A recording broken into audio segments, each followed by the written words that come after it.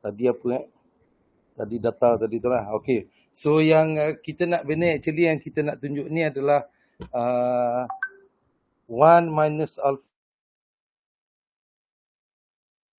terhadap 100 baru ni. 100% confident interval untuk mean population mu. Yang ni based on kita punya sampling distribution hari tu. Based on X bar, follow normal, mean mu, variannya sigma kuasa 2 bahagikan dengan N. Okay, dia follow normal distribution. Normal distribution ni a very common distribution yang digunakan dalam analysis lah. Okay, so daripada sini kita tahu Z dia, Z equal to X bar tolak mu bagikan dengan, so ni adalah Z tu sentiasa random variable kita tolak mean dia bagi the standard deviation. So yang kita ada tu mean dia adalah mu. So maknanya sample mean kita X bar tolak mean mu bagikan dengan kita nak standard deviation bagi X bar. Yang kita ada ni adalah ni variant. So bila ni variant, mana kita perlu bagi dia dengan standard deviation. So punca kuasa 2 lah of the variant. So ni rumusannya jadi X bar tolak mu bagi sigma bagi punca kuasa N.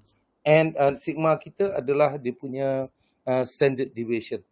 So berdasarkan kita punya normal distribution yang dah buat last 2 week, kita boleh bagi dia tengah-tengah tu mu, iaitu bersamaan dengan bila Z dia equal to 0. So yang belah kiri, belah kanan ni, ini alpha per 2. Dan yang belah kanan ni pun ni alpha per 2. Jadi bacaan kita untuk nilai Z pada aksis X ni adalah ni Z alpha per 2. Yang sebelah kiri ni negatif Z alpha per 2. So kita boleh guna table kita lah untuk dapatkan nilai ni tadi. Just for example, okay, just sebagai satu contoh, kalaulah kata kita punya belah kanan tu, if we are talking about katalah 95%. So 95% confident interval, maknanya tengah-tengah ni 95%. Maknanya yang ini split 2 lah. So ni adalah 2.5% ataupun itu adalah ni 2.5%. Sebelah kiri ni pun 2.5%. So kita refer ni sebagai ni alpha 0.025. Sebelah kiri ni pun alpha dia adalah 0.025. So titik kita ni kita boleh baca daripada kita punya table. Kalau you ada table yang hijau tu, hari tu saya percaya you all dah belajar dia, that normal distribution. Dalam muka surat 34 kita cari alpha 25 dan bacaan ni should be 1.96. Yang belah kiri ni pula ni negatif Z 0.025. So this become negative 1.96. Ini maksud dia. So in other word, kalau kita baca daripada this table ni, daripada graf ni tadi, kebarangkalian negatif 1.96 hingga 1.96 ini bersamaan dengan 0.025. Jadi umum dia yang kita boleh buat tu adalah yang belah kiri ni adalah kita punya negatif Z alpha per 2. Yang belah kanan ni adalah Z alpha per 2. So yang ujung ni adalah kita punya alpha per 2 tambah dengan alpha per 2. So that should give you, sorry ini 0.05. 0.05.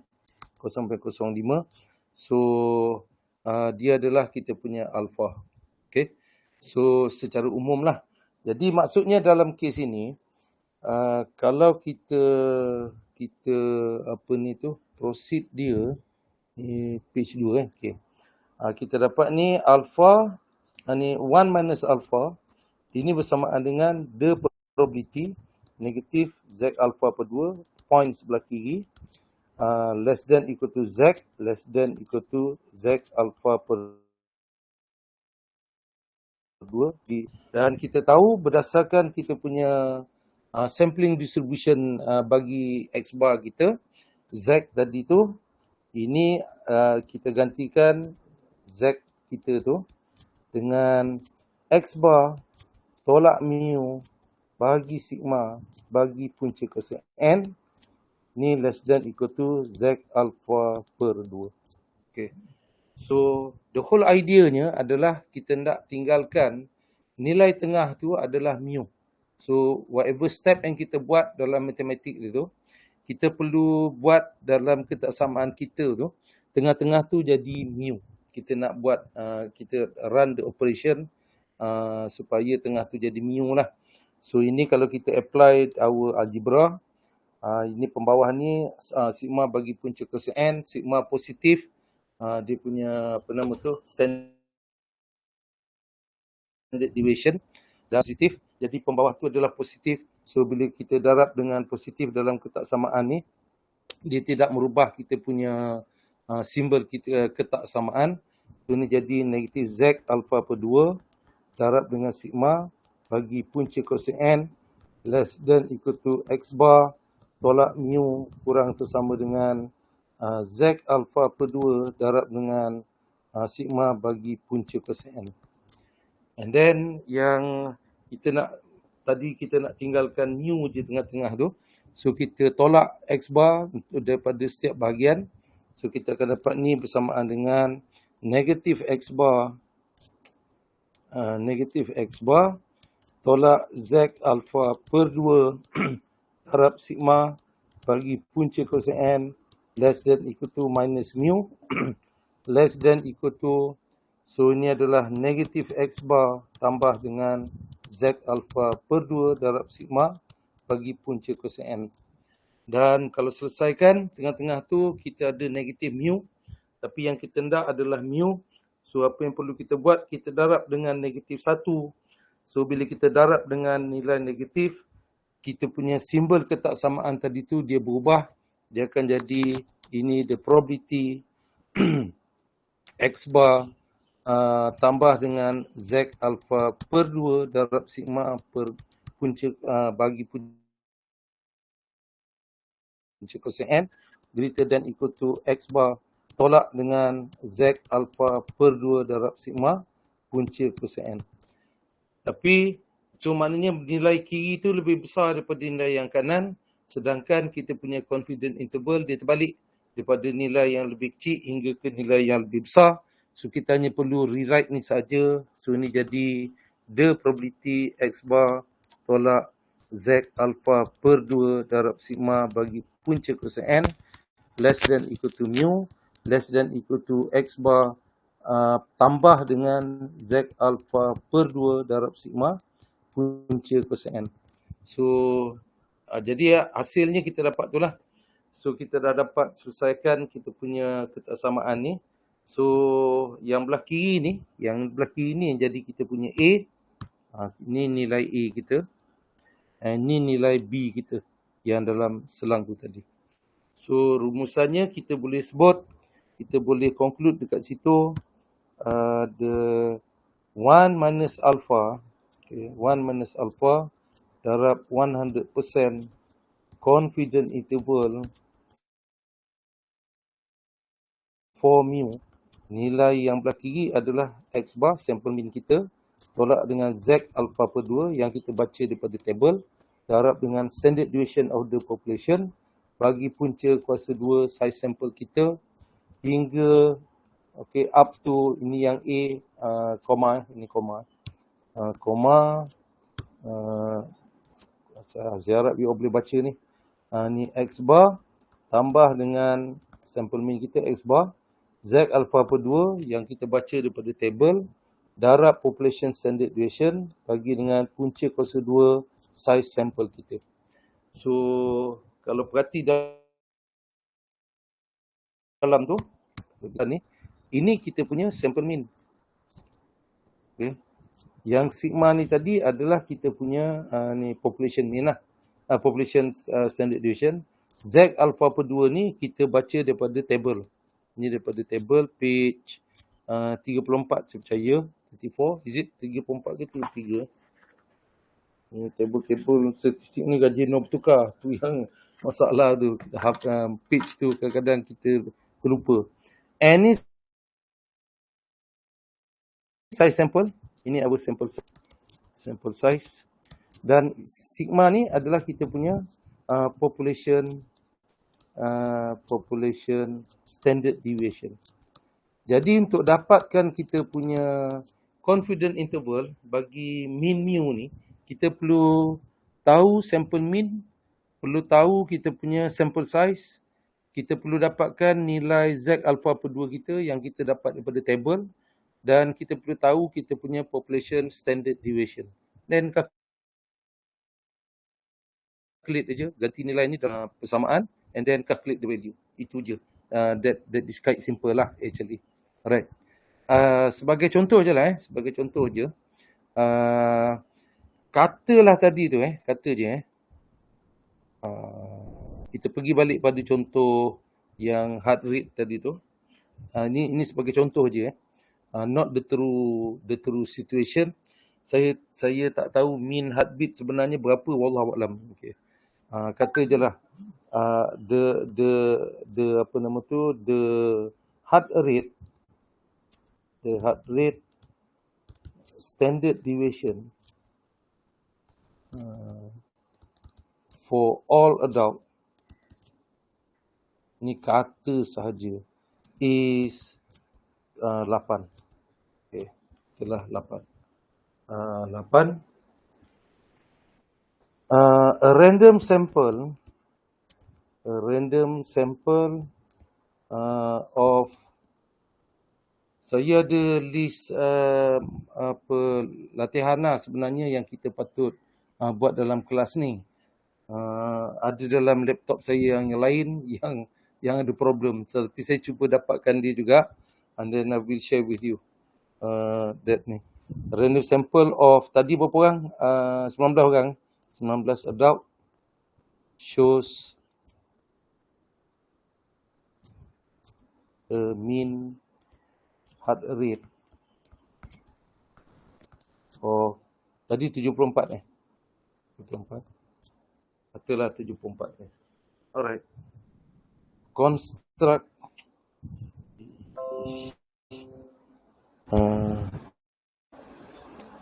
construct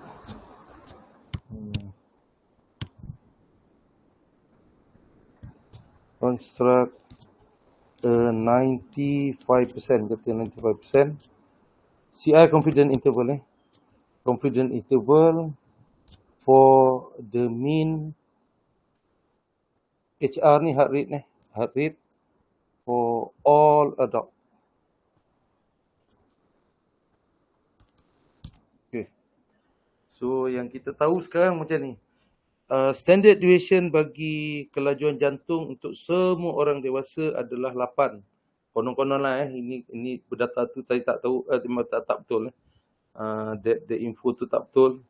So a random sample of 19 adult menunjukkan mean kelajuan jantung 74. 95% confidence interval bagi mean heart rate untuk semua adult. Okay. So apa yang kita dapat info daripada tu, 8 ni tadi, 8 ni adalah sigma. Okay. Why di sigma? Sigma tu adalah population punya standard deviation. Sebab disebut the heart rate standard deviation bagi semua all adult. Bila all adult ni maksudnya dia adalah population lah. So this is population. Okay, jadi dari situ kemudian tu, so itu 8. Lepas tu a random sample of 19 adult. Okay, ini aja 19 adult ni, ini kita punya N lah. Okay, size sample kita N kecil. Lepas tu shows a mean heart rate of 74. Mean 74 ni siapa punya? 19 orang tu punya. 19 orang ni apa? Dia sample. Jadi ini adalah kita punya X bar. Ini the way you all kena dapat identify lah daripada your question ke. Nilai-nilai yang dia bagi tu, apa the correct symbol dia? Apa dia punya makna dia? Adakah dia refer kepada the population ataupun dia refer kepada sample? Itu you have to have that skill. Yang tu kena. Kelas ni yang important tu, itu satu perkara yang amat important. you all kena tahu membezakan adakah data tu datangnya daripada population ataupun dia daripada sampel. So kemudian tu baru kita assign the symbol. So penggunaan simbol ni important sebab macam contoh tadi ni lah. Kalau tengok ni kan formula. Semua simbol. So you have to know lah sigma ni apa. Macam tu X bar tu apa, N tu apa. So you have to know that lah. So construct a 95% confident interval for the mean heart rate bagi semua adult.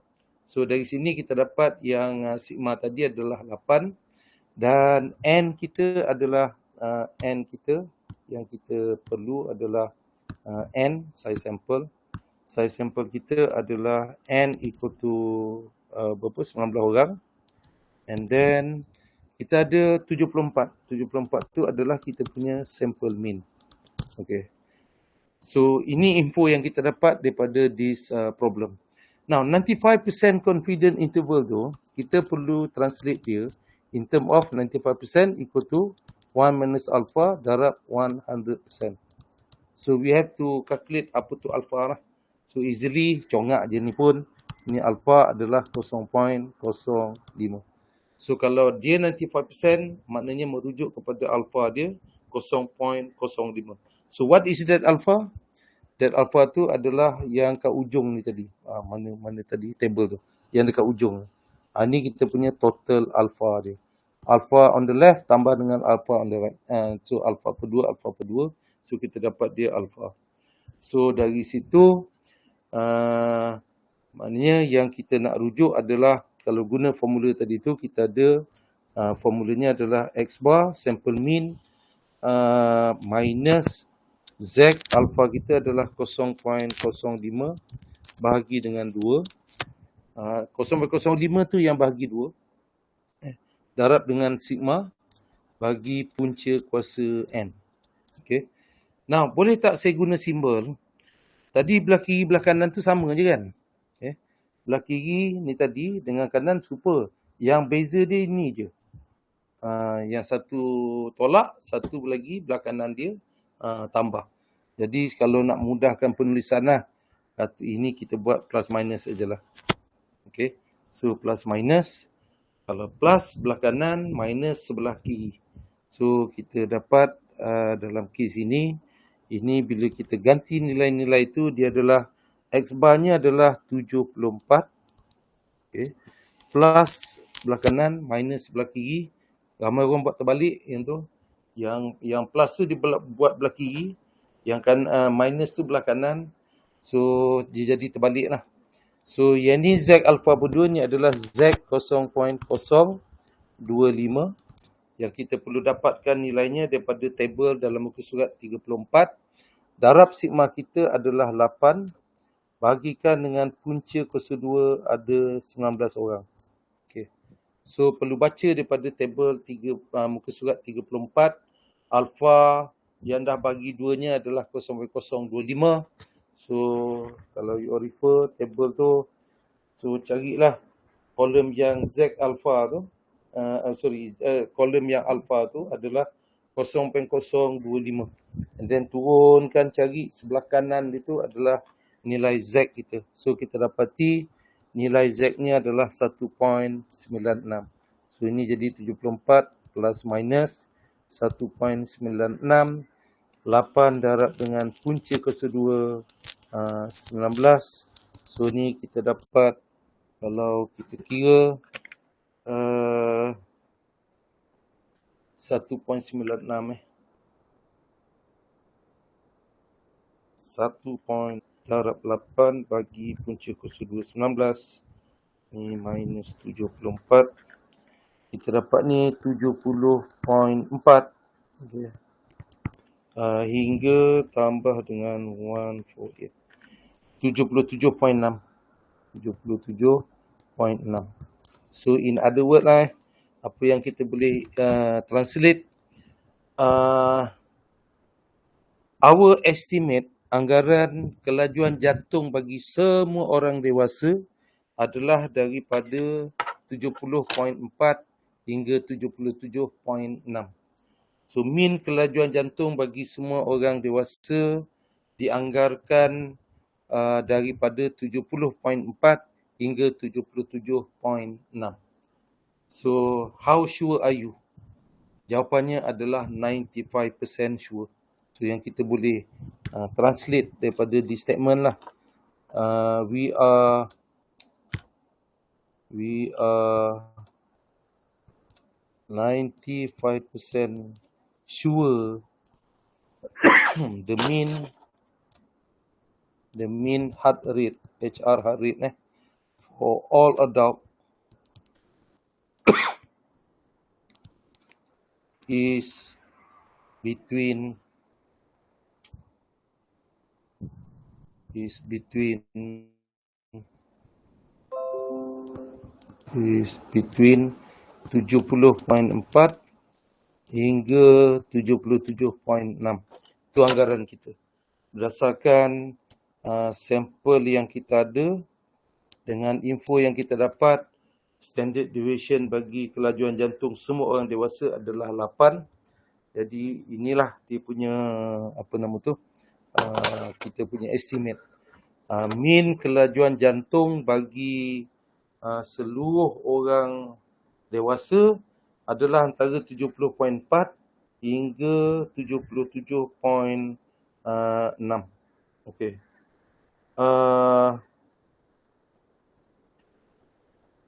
Alright. Okey. Tapi kalau kita buat point estimate tadi, jawapannya adalah 74 lah. Kalau guna point estimate, kita mengagakkan mean kelajuan jantung bagi semua orang dewasa adalah 74. Yang itu berdasarkan daripada sampel mean kita sahaja. 74 is the best estimate. So, apa kepangkalian dia betul? Is only 0.5.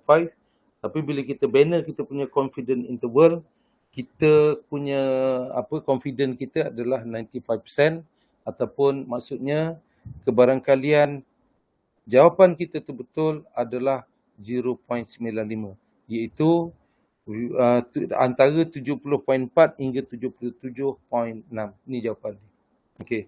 So, boleh saya proceed ke atau you all nak cuba satu masalah dulu?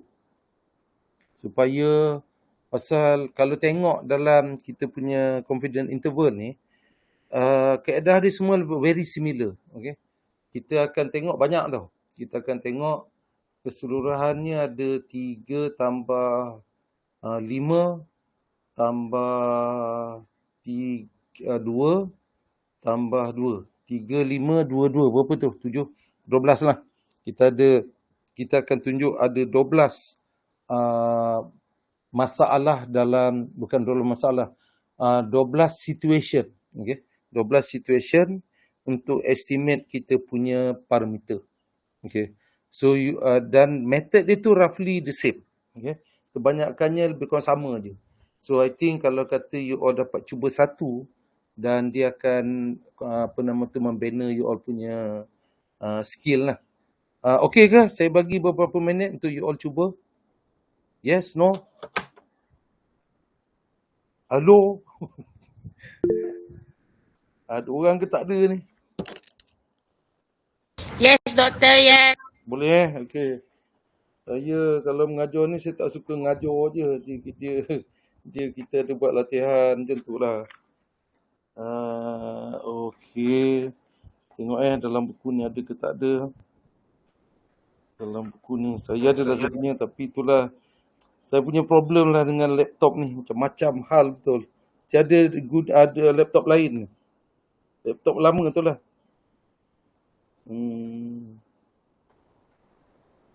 A good example yang kita boleh tunjuk adalah example 3.1 dalam your book lah. Ini another example kalau you nak refer. Dalam buku tu example 3.1. Okay, example 3.1.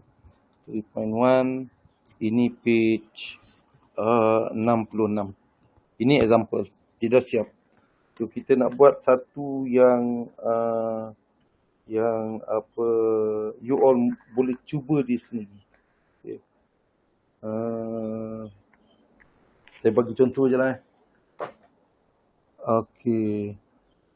Boleh saya tengok tak dalam sekejap Saya mungkin ada dalam tu dia punya ni.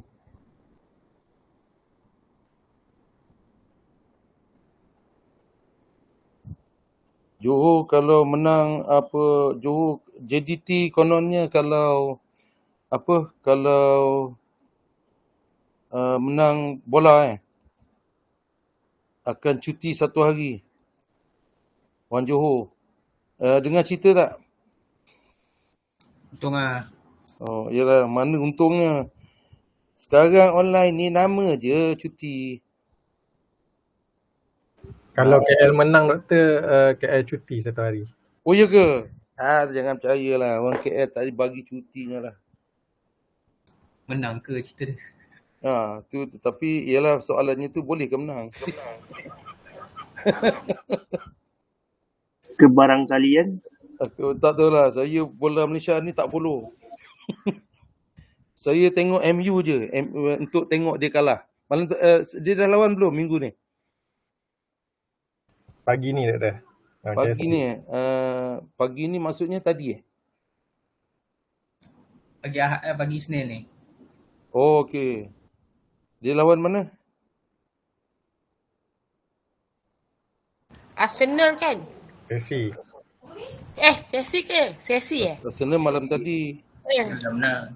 Macam menang kan? 4. Kena menang 2-0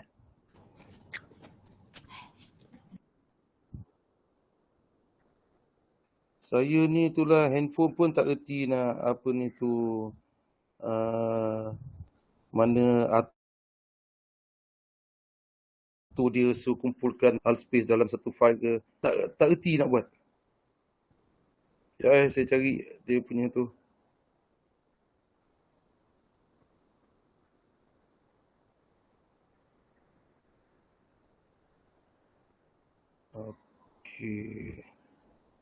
Okay, saya share dengan you all apa nama exercise ni. To you all nanti saya Sekejap. Okay, saya dah hantar tu.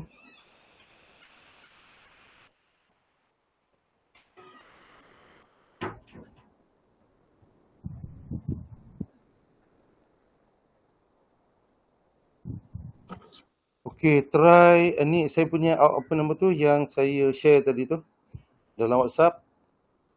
Try nombor 2.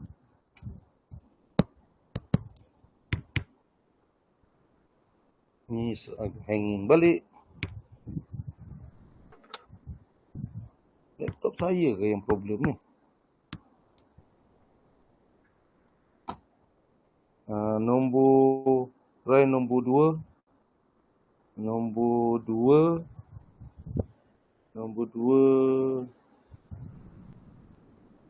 ABC. Buat A sampai D lah. Ini untuk nak mahirkan dulu je. Saya bagi dalam 20 minit boleh? Ke lama sangat? 15 minit? 15 minit? 20 minit tu okey doktor? 15 Ke 5? 20 dah. 20? Okey, try 15 dulu. Jawapan tu ada. Formula dia guna yang saya tunjuk tadi je.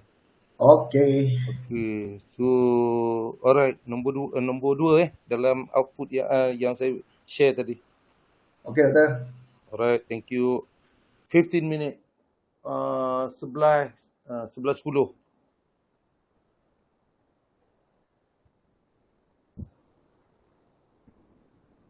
Lepas tu kalau nak share dalam WhatsApp pun boleh. Kita tengok kan.